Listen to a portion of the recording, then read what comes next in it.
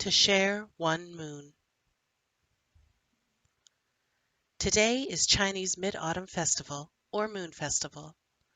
Chinese Moon Festival is very much like Thanksgiving in North America. On this night, families get together to admire the bright, full moon while eating sweet mooncakes and enjoying a cup of good tea. Under this full moon, friendships are renewed, families are reunited, and long-lost loved ones find their way to each other. Under the bright moonlight, people toast each other's good health, family togetherness, and wish peace for everyone. It is a time to reflect, to think of our absent loved ones, and to wish our family and friends well. 2 years ago, my family celebrated our last moon festival in China before moving to Canada. Many relatives and friends came to our farewell party. Our two maids cooked from morning till night. Mama bought dozens of mooncakes. Papa was a doctor, and Mama held a high-ranking position in a large bank. We had a comfortable life. People could not understand why we would give up everything and move to Canada. Papa said it was for me to receive a better education. Mama joked that the moon in Canada was fuller and brighter than the one in China. I was puzzled. Don't we all have just one moon? I cried for days because my old nanny, who had raised me since I was born, could not come along and had to return to her home in a poor village.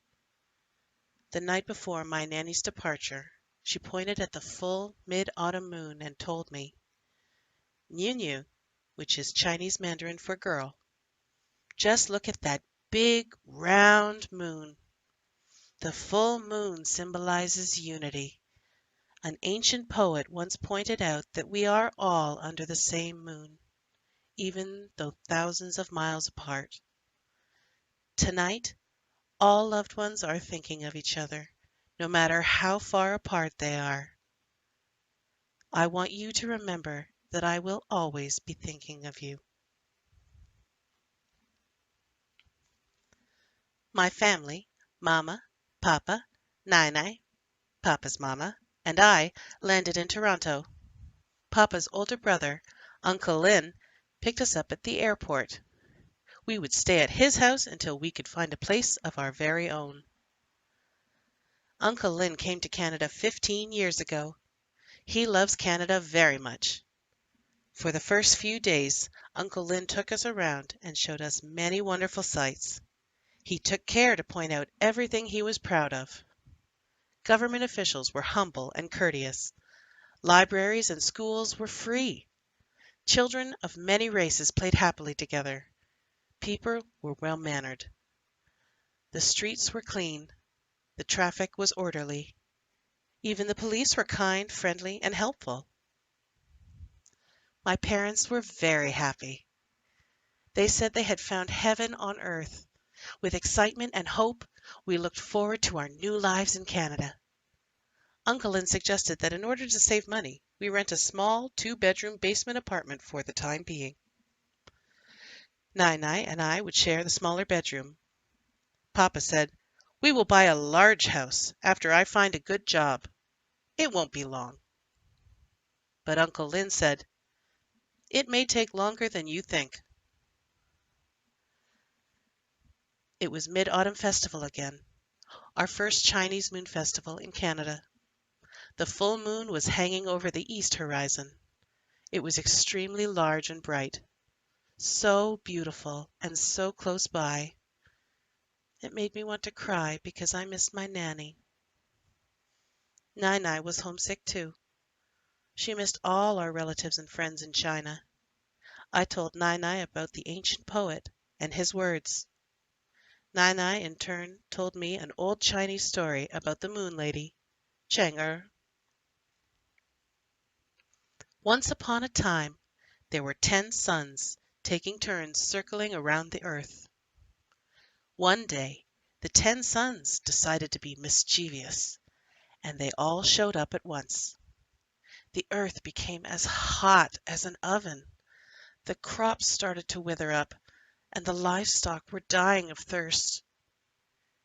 People turned to the Queen Mother of the West, the wife of the almighty Chinese god, for help. The Queen Mother of the West sent for Ho Yi, a mighty archer. With his magic arrows, Ho Yi shot 9 suns down and left one to keep the earth bright and comfortably warm. To reward Ho Yi's bravery and skill, the Queen Mother of the West let him pick one of her prettiest maids to take home as his wife, and also gave him 2 pearls, the pearls of everlasting life. She told him, "Wait for the mid-autumn moon to turn full, then swallow one of the pearls, and you will live forever. Swallow 2, and you will fly to heaven and live happily forever." Ho Yi planned to share the pearls with his beloved wife, Chang'er. When they got home, he gave the pearls to her for safe keeping until the moon grew full again. But then the Queen Mother of the West called on Ho Yi for another mission. While he was away from home, the moon kept growing fuller and fuller. Finally, Chang'er could not bear to wait any longer. She took out the pearls and swallowed one. Right away she felt younger and more beautiful. Even her body felt lighter. Chang'er was delighted. The thought of living in heaven happily forever was so tempting that she popped the second pearl into her mouth. Immediately, Chang'er found herself floating. Fearing that she would be lonely in heaven, Chang'er grabbed her white rabbit to take with her as she flew out the window and into the sky. The Queen Mother of the West was ashamed of her former maid's selfishness. To punish Chang'er, the Queen Mother of the West waved her silk fan. Its wind blew Chang'er away and kept her far from heaven's door.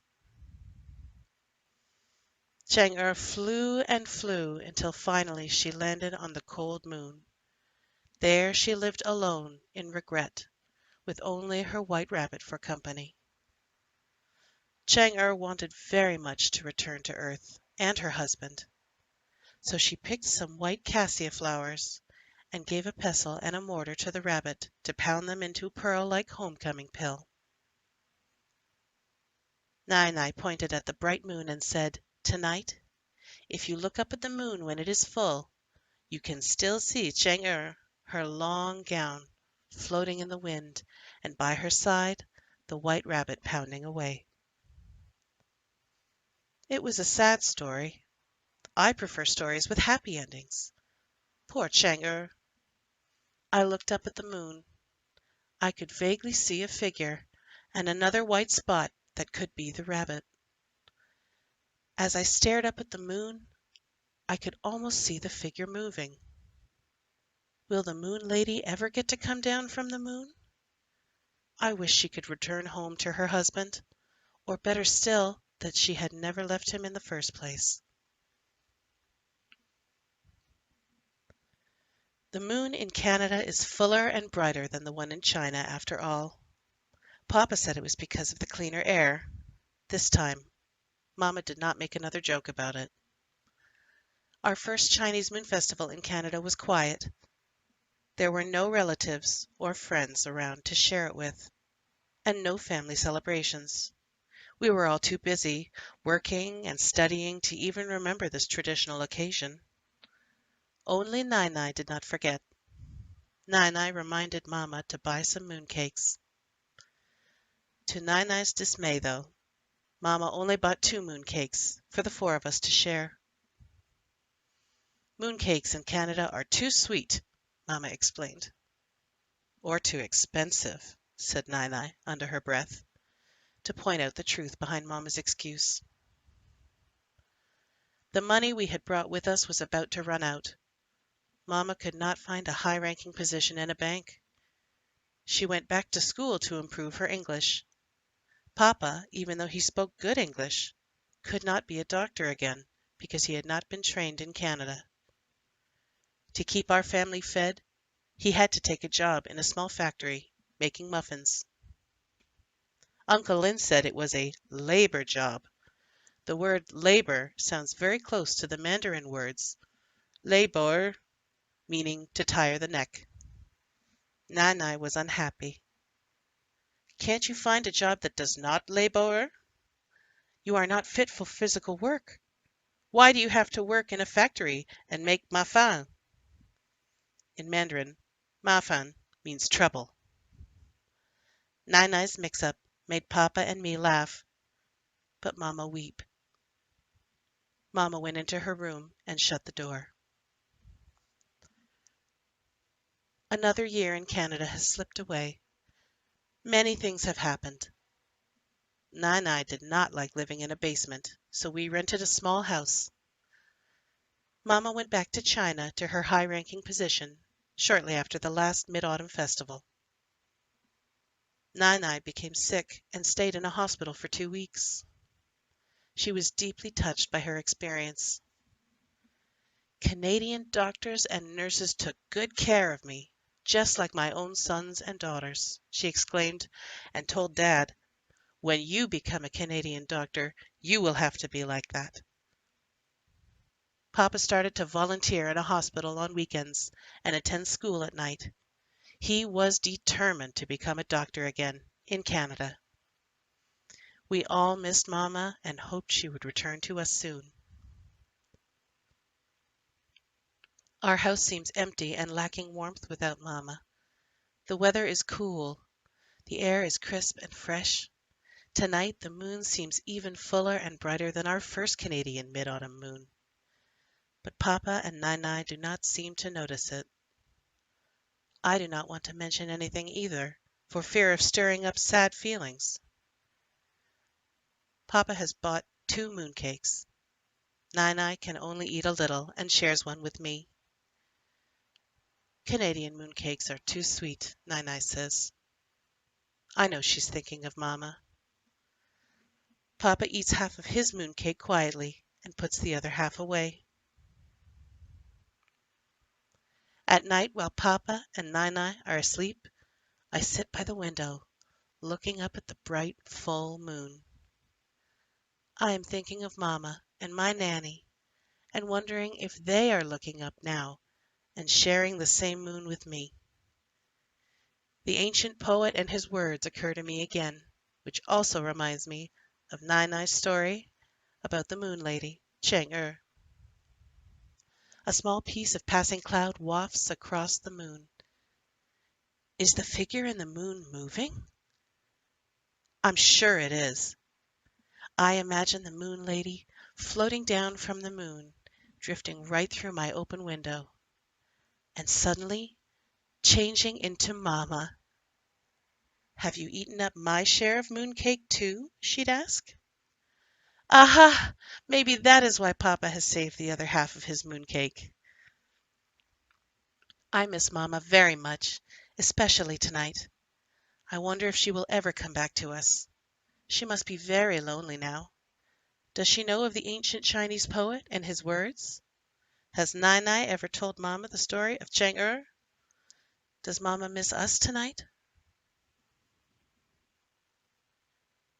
Under the bright mid-autumn moon, I make 3 wishes and believe they will be granted.